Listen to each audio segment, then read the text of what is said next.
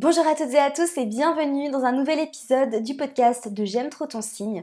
Comme d'habitude, bienvenue, je suis ravie que tu sois ici avec nous pour un épisode très spécial, un épisode très attendu, j'ai l'impression, parce que quand je lis vos messages sur Instagram et vos retours, j'ai quand même l'impression que c'est un épisode qui est tant attendu et c'est l'épisode où je vais vous expliquer l'énergie de la planète Saturne.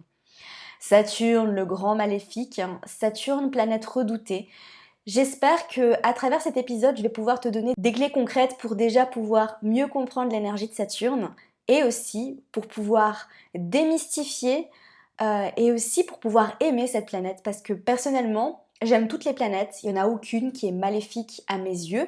Alors on reviendra sur ce terme parce que je dis pas du tout ça de manière ironique ou pour me moquer, pas du tout parce que Saturne était considéré le grand maléfique en astrologie hellénistique, une forme d'astrologie pour laquelle j'éprouve énormément de respect et que j'essaye de suivre certaines des traditions de l'astrologie hellénistique, vraiment pas toutes, parce que c'est vrai que l'astrologie que je pratique est moderne, cependant j'ai beaucoup de respect pour la tradition hellénistique et j'incorpore certains éléments de ces enseignements dans ma pratique de l'astrologie.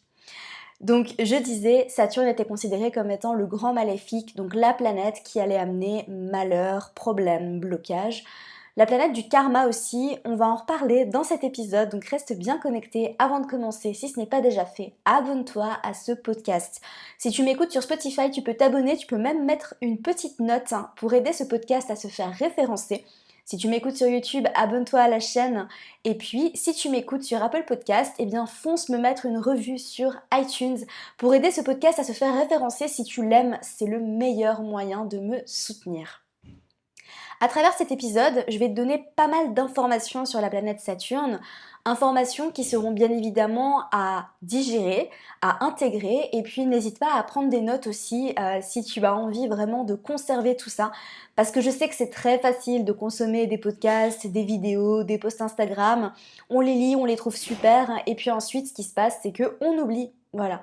Donc si tu es sérieux dans ta façon d'apprendre l'astrologie et que tu as vraiment envie d'aller plus loin, de mieux comprendre tout ça, n'hésite pas à prendre des notes, même si c'est des notes sur ton téléphone, ça peut aider.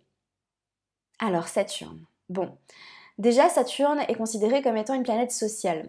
Je te parle de la planète Saturne aussi aujourd'hui parce qu'on est toujours dans la saison du Capricorne et comme j'avais commencé ça avec la saison du Scorpion où j'avais remis en ligne l'épisode sur Pluton, à chaque saison du signe, je vais parler de la planète qui le gouverne. Donc aujourd'hui, on est en pleine saison du Capricorne, je vais te parler de Saturne et dans un mois, je te parlerai de Uranus, planète électrique, planète qui me parle énormément. Donc c'est vrai que Saturne est aussi une planète qui est très forte dans mon thème astral. D'ailleurs, je fais une petite parenthèse pour vous dire que vous êtes très très nombreux à m'écrire des messages pour me poser des questions sur vos retours de Saturne. J'ai fait un épisode de podcast sur le retour de Saturne il y a 1 an et demi, il me semble à peu près. Je vais pas reparler du retour de Saturne de manière précise dans cet épisode-là. Cependant, sachez que un retour de Saturne va dépendre de la position de Saturne dans votre thème astral, à savoir que on va pas tous vivre le retour de Saturne de la même façon. Si toi qui m'écoutes, tu n'as aucune idée de ce que c'est que le retour de Saturne, eh bien c'est simplement une période de transition entre 28 et 30 ans et c'est le moment où Saturne dans le ciel revient à sa position initiale dans ton thème astral. Donc si par exemple dans ton thème astral, tu as Saturne en Verseau, eh bien tu es probablement en train de vivre ton retour de Saturne parce que Saturne dans le ciel est en Verseau. Voilà. Donc si tu as Saturne dans les premiers degrés du Verseau, tu vas gentiment finir ton retour de Saturne. Et si tu as Saturne dans les, dans les derniers degrés du Verseau, pardon, eh bien tu es en train de passer à la machine à laver et c'est cool et c'est ok et ça va bien se passer. Pas de panique. Toujours, vous savez, j'ai une pratique de l'astrologie qui est extrêmement positive et bienveillante. Et d'ailleurs, cet épisode sur Saturne va être positif et bienveillant. Donc, ça dépend de la position de Saturne dans ton thème. Donc, si tu as Saturne forte dans ton thème astral, tu vas vivre tes retours de Saturne, parce que j'espère que tu en vivras plus qu'un, parce qu'on en vit généralement deux, peut-être trois, parfois trois, ça dépend combien de temps on vit sur cette terre. Et les retours de Saturne sont plus forts, ressentis plus forts quand Saturne a une position prédominante dans un thème astral. Qu'est-ce que ça veut dire d'avoir Saturne forte dans un thème astral?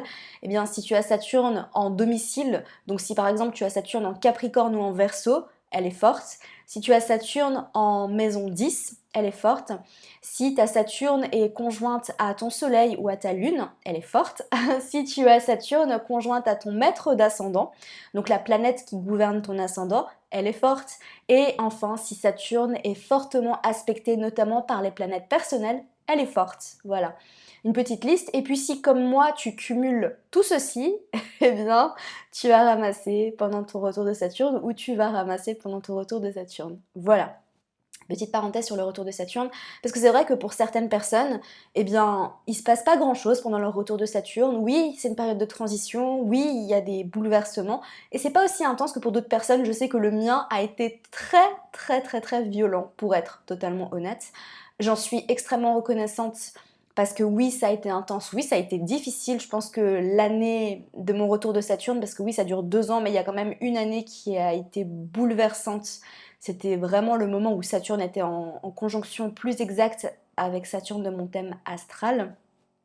Ça a été très très très intense et je te promets que de l'autre côté, c'est incroyable parce que quand tu comprends les leçons de Saturne, quand tu intègres les leçons de Saturne, quand tu écoutes ce que Saturne veut t'apporter et que tu suis tout ça, eh bien ce qui se passe de l'autre côté est juste magique. Et aujourd'hui, j'ai dépassé plein de limitations et j'ai vraiment compris qui j'étais. Enfin voilà, ça m'a apporté tellement de choses, il n'y a pas de, y a pas de retour en arrière. Je suis une personne complètement, complètement différente après mon retour de Saturne et j'ai l'impression que c'est le cas de beaucoup de personnes, notamment des personnes qui travaillent sur elles, qui sont dans le développement personnel et la spiritualité, qui me parlent de leur retour de Saturne et qui disent oui, c'est dur, mais par contre de l'autre côté, c'est incroyable ce qui se passe. Donc voilà. Alors, Saturne, une planète sociale qui gouverne le signe du Capricorne, traditionnellement en astrologie ancienne gouvernait le signe du Verseau aussi. Je fais une petite note parce que, comme je le disais dans l'intro, je conserve certaines des traditions de l'astrologie hellénistique et personnellement, les anciennes maîtrises, c'est quelque chose que j'ai gardé. À savoir que pour moi, le Verseau est gouverné par Uranus et par Saturne. Et pour moi, le Poisson est gouverné par Neptune et par Jupiter. Voilà. Pareil pour le Scorpion qui est gouverné par Mars et par Pluton. Mais j'ai quand même l'impression qu'avec le Scorpion, c'est plus commun de dire qu'il est gouverné par Pluton et par Mars, alors que ça l'est moins pour le Verseau et pour le Poisson. Mais pour moi, c'est tout autant nécessaire. En tout cas, c'est ma manière de pratiquer l'astrologie. Donc Saturne qui gouvernait traditionnellement le Capricorne et le Verseau, une planète qui nous invite à la structuration. Donc Saturne, c'est le principe de structuration. Elle met entre 28 et 30 ans à faire tout le tour du zodiaque. Évidemment, ça dépend toujours des phases de rétrograde. Et c'est pour ça que le retour de Saturne se passe entre 28 et 30 ans pour les natifs. Et donc cette planète nous invite à devenir matures. Pourquoi est-ce que Saturne a mauvaise réputation? Eh bien, tout simplement parce que Saturne était considérée comme étant la planète la plus maléfique, entre guillemets, à savoir une planète qui amenait des problèmes, qui amenait des blocages, qui amenait des choses vraiment pas cool. Et du coup, c'est quelque chose qui a quand même été pas mal revu en astrologie moderne. On ne considère plus Saturne comme étant le grand maléfique, à savoir que en astrologie hellénistique, Mars était considéré comme le petit maléfique. Vénus était considérée comme la petite bénéfique et Jupiter était considéré comme le grand bénéfique. Alors, Saturne, c'est pas une planète qui veut du mal. Et ça, vraiment, je tiens à le souligner parce que j'ai envie de démystifier un petit peu ce qu'on peut dire sur Saturne et ce qu'on peut lire parfois sur Saturne comme une planète, quand elle est mal aspectée, qui va forcément nous amener des blocages, qui va nous empêcher de faire ce qu'on veut. Mais c'est pas du tout le cas. C'est pas du tout le cas. Selon ma manière de pratiquer l'astrologie, et encore une fois, c'est personnel, chaque astrologue a sa façon de pratiquer l'astrologie. Saturne, c'est une planète qui peut-être va nous amener des blocages, mais c'est toujours dans le but de nous apprendre quelque chose de fort. C'est ce que je disais dans mon épisode sur Pluton. Pluton, oui, c'est une planète qui détruit, oui, c'est une planète qui transforme, mais Pluton ne détruit rien de ce qui est sacré. Et c'est pareil pour Saturne. Elle va pas vous amener des blocages si vous avez rien à apprendre de cette situation. D'accord? Donc n'oubliez pas que tout arrive toujours pour notre plus grand bien. Même si vous vivez votre retour de Saturne, par exemple, parce que c'est pas le seul transit de Saturne qu'on peut vivre au cours d'une vie, hein, on peut vivre d'autres transits de Saturne. Je suis en train d'en vivre un autre qui est assez inconfortable parce que j'ai Saturne en carré à mon soleil. C'est un transit qui n'est pas forcément facile, mais bon, on en reparlera dans un autre épisode. J'avais d'ailleurs fait un épisode sur les transits, donc n'hésite pas à aller l'écouter si ce n'est pas déjà fait. C'est que tout ce qu'on va apprendre va nous aider justement à devenir responsables et matures. L'objectif de Saturne, c'est de nous aider justement à prendre nos responsabilités, à nous structurer, à devenir adultes, à devenir matures et même à devenir sages. Évidemment, si on fait n'importe quoi dans la vie et que on n'est pas responsable, que on, par exemple, hein, c'est vraiment un exemple, mais qu'on n'a pas économisé notre argent, qu'on a un mode de vie un peu, voilà, on n'est pas ancré. Eh bien, là, oui, Saturne va passer et va dire, ok, donc toi, tu vas prendre tes responsabilités. C'était vraiment un exemple, hein, parce que voilà, j'ai Saturne en Capricorne, donc bon, c'était un exemple approprié à ma situation, par exemple. Bien que c'était pas vraiment le cas, mais bon, bref, je vais pas te raconter mon retour de Saturne dans cet épisode de podcast. Et du coup, Saturne est toujours là pour nous apprendre de grandes choses, de grandes leçons. Donc si Saturne arrive et nous amène des blocages, eh bien c'est toujours pour qu'on puisse grandir de l'autre côté. D'accord? Donc ça c'est très important de le noter. Saturne dans un thème astral va montrer notre capacité à nous discipliner, notre capacité à faire preuve de sérieux et de maturité, notre capacité à construire des fondations solides. Et puis elle va aussi représenter les épreuves de la vie qui vont nous aider à grandir. Saturne, c'est aussi une planète de limitation. Donc c'est une planète qui va réussir à poser des limites. À savoir qu'il y a d'autres planètes comme l'énergie de Neptune, de laquelle on parlera dans 2 mois, pendant la saison du Poisson, qui est une planète qui vient ajouter beaucoup de flou. Une planète qui vient flouter tout ce qu'elle touche. Avec Saturne, on pose des limites, on pose des bases, et c'est une planète qui vraiment nous apprend à construire des fondations solides. Sans Saturne, rien ne tient. Et ça, c'est très important de le noter. Et je fais référence à peut-être la synastrie, par exemple. En synastrie amoureuse, c'est vraiment très positif d'avoir, par exemple, des contacts entre le Soleil et Vénus dans le thème de synastrie. Ce qui fait que la relation va être stable et qu'elle va durer, c'est les contacts harmonieux, donc en aspect harmonieux, à Saturne. Justement, parce que Saturne, c'est une planète qui nous aide à faire durer les choses. Là où se trouve Saturne dans ton thème astral, ça va être une zone de ta vie. Donc je parle des maisons, hein, bien évidemment, parce que vous l'aurez compris, Saturne reste environ 2 ans, voire 2 ans et demi dans chaque signe. Donc évidemment, c'est pertinent de l'analyser en signe, mais c'est d'autant plus pertinent de l'analyser en maison pour avoir encore plus de précision sur ta situation. Donc analyse-la peut-être d'abord en maison et ensuite en signe, parce qu'évidemment on a des générations entières de personnes, enfin pas des générations, mais en tout cas toutes les personnes qui sont nées dans la même tranche d'âge que toi, eh bien auront Saturne dans le même signe. Donc c'est pas vraiment représentatif en termes de personnalité. Et d'ailleurs, Saturne n'est pas une planète personnelle, donc elle ne va pas te donner des indications sur ta personnalité, bien que elle puisse justement, comme je l'ai expliqué, montrer notre manière et notre relation au sérieux, à la responsabilité et à la discipline. D'accord? Avec un Saturne en Capricorne, on peut être quelqu'un de plus sérieux et de plus discipliné que les personnes qui, par exemple, ont Saturne en Bélier. C'était un exemple. Après, ça dépend forcément du thème astral, comme je le dis très souvent. Avec Saturne, on est toujours invité à grandir des épreuves. Donc ce qui se passe avec Saturne et avec le signe du Capricorne, d'ailleurs je l'avais mentionné dans l'épisode sur le Capricorne, c'est que ce qui se passe, c'est que c'est une énergie qui va prendre du temps. Saturne, c'est Chronos, donc évidemment, on est invité à prendre le temps qu'il faut pour faire les choses. Saturne, c'est une planète de patience qui va nous aider justement à comprendre que non, tout n'arrive pas d'un coup, et c'est aussi pour ça qu'un Saturne est en chute dans le signe du Bélier, parce que justement le Bélier c'est un signe tout feu tout flamme qui veut avancer vite, qui veut aller vite vite vite vite vite, et du coup Saturne en Bélier, eh bien elle ne s'y sent pas très à l'aise, mais ça on aura l'occasion d'en reparler. D'ailleurs si ça t'intéresse et si tu veux en savoir plus sur la domiciliation des planètes, les exils, les exaltations, enfin bref, si tu veux solidifier grâce à mon énergie saturnienne ta pratique de l'astrologie, ça se passe dans la formation J'aime trop mon signe, qui est une formation pour t'apprendre à lire ton thème astral.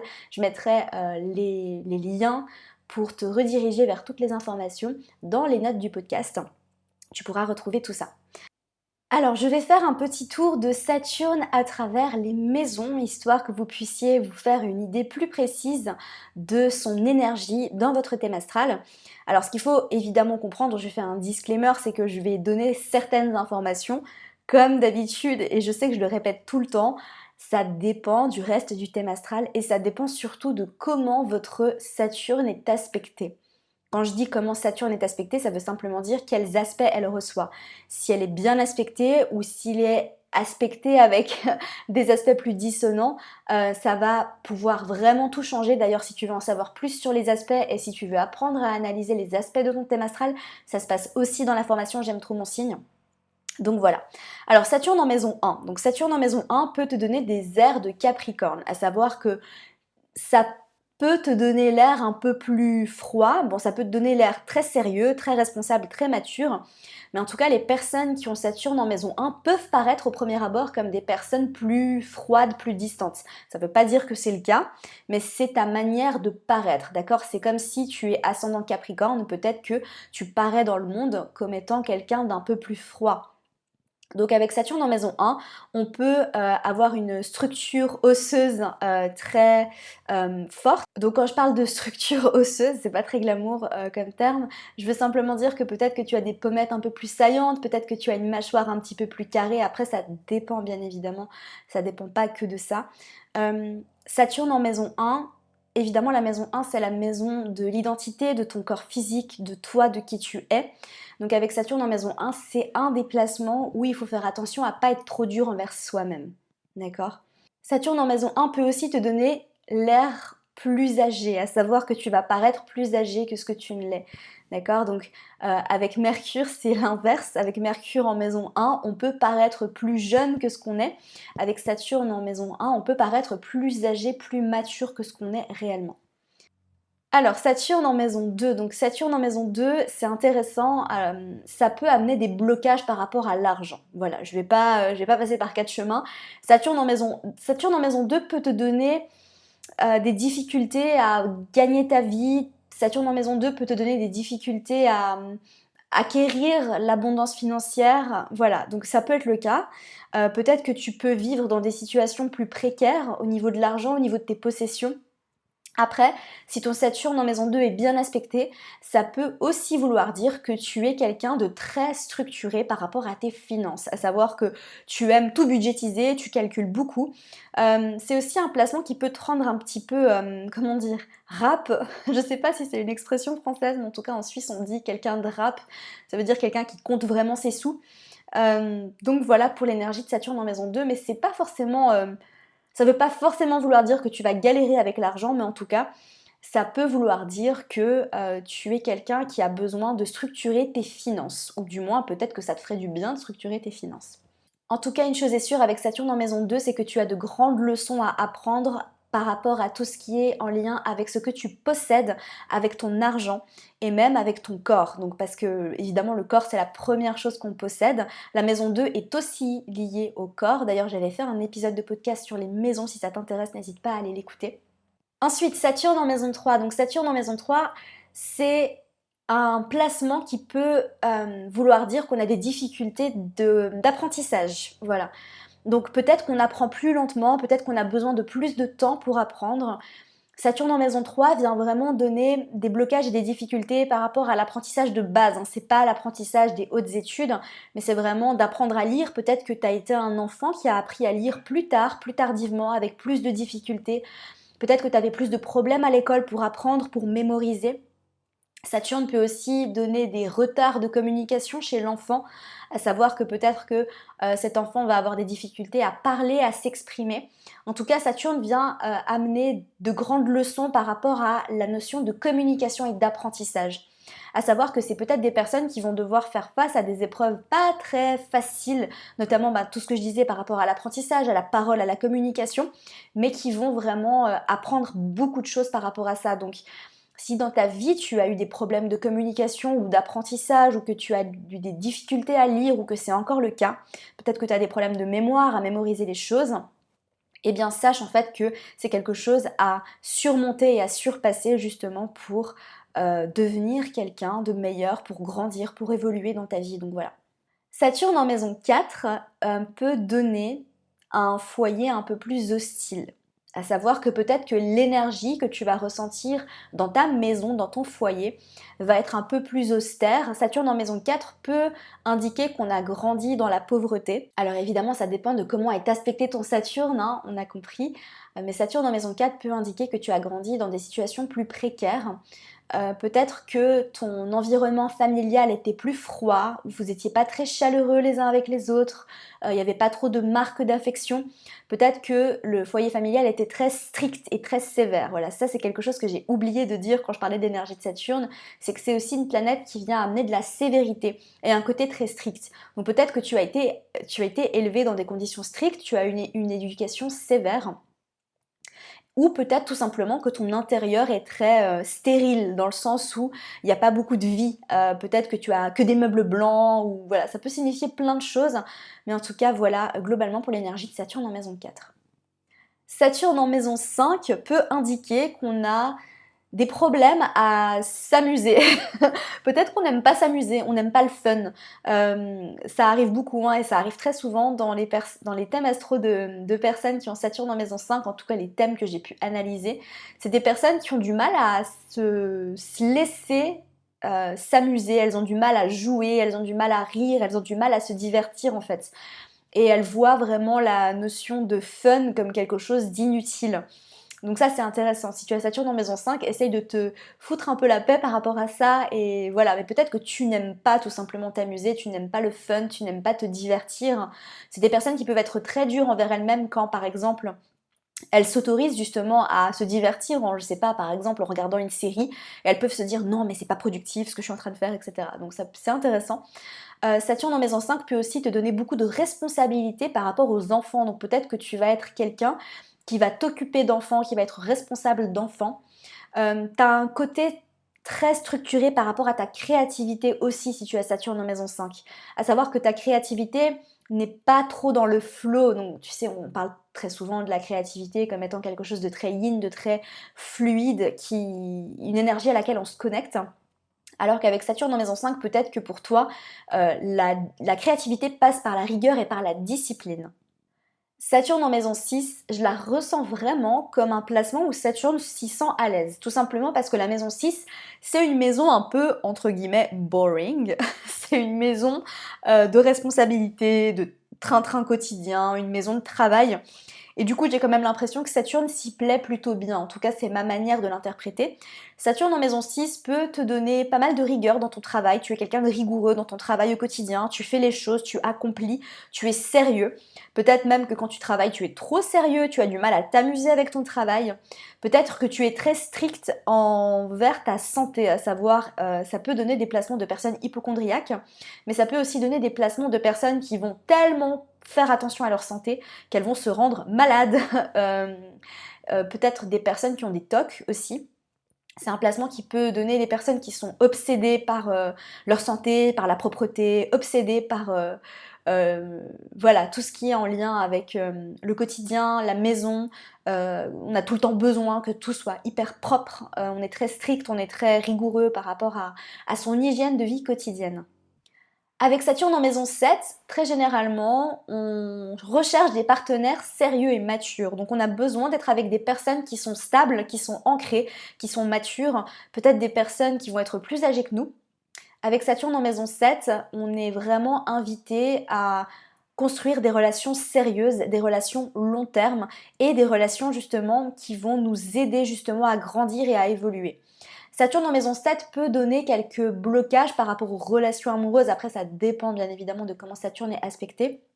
Mais soit on peut se mettre en couple ou se marier très tardivement, ou alors on peut se marier avec quelqu'un ou s'engager avec quelqu'un, je dis marier, mais voilà, s'engager dans une relation sérieuse avec quelqu'un de plus âgé, de plus mature.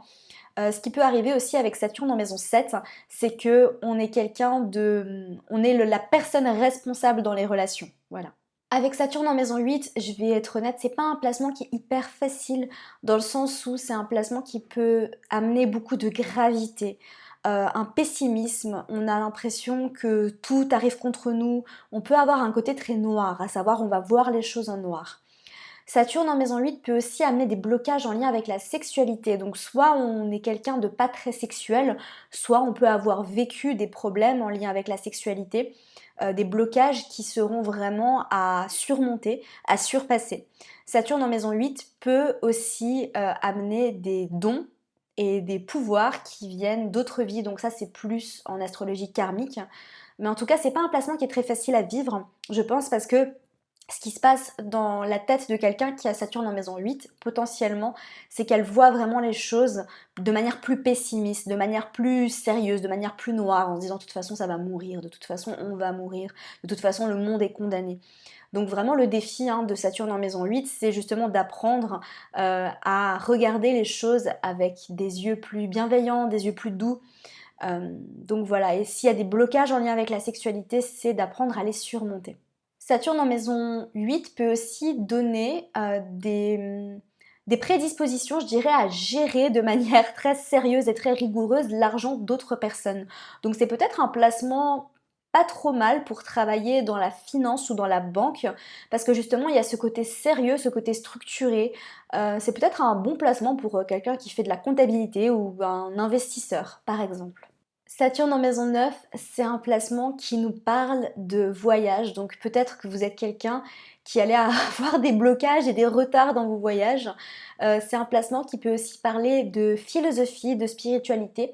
Peut-être que tu es quelqu'un de très fermé d'esprit à tout ce qui est spirituel, à tout ce qui est ésotérique, ou peut-être que justement tu as été élevé dans une religion très stricte.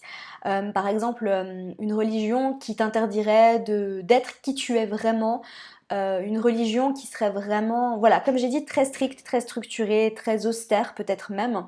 Il y a la notion d'austérité qui peut être présente avec ce placement, en relation avec tout ce qui est en lien avec les croyances, la philosophie, des retards, des blocages dans les voyages, parce que tu es littéralement invité à voyager à l'intérieur de toi avant de voyager à l'extérieur. Donc voilà pour ce placement de Saturne en maison 9.